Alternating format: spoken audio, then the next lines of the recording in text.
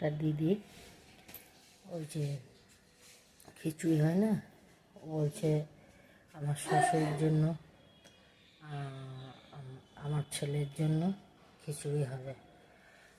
ওরা দুজন খাবে খিচুড়ি, আর আমি আমার শাশুড়ি ভাত খাবো, কারণ আমাদের খিচুড়ি খেলে সহ্য হয় না।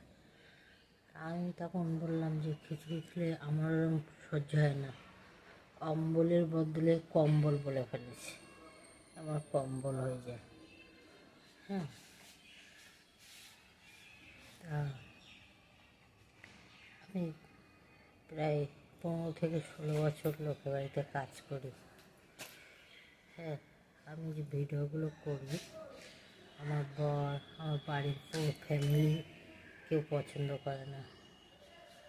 মুসলিম একটা বউ, কেউ পছন্দ করে না, কিন্তু আমি তবু তাদের চুরি করে করে ভিডিও করি। আমার খুব ভালো লাগে।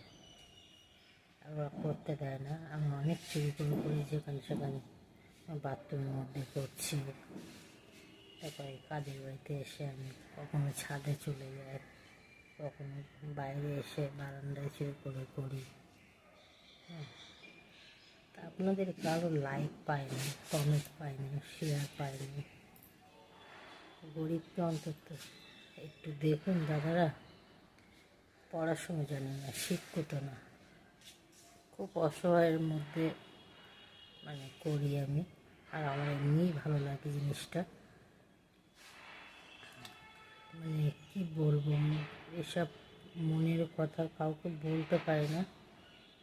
মনের মধ্যে প্রচণ্ড ব্যথা, কিন্তু কাউকে জানাতে পারি না। হ্যাঁ, সে এখন আপনারা যদি সাপোর্ট করেন, লাইক করেন, কমেন্ট করেন,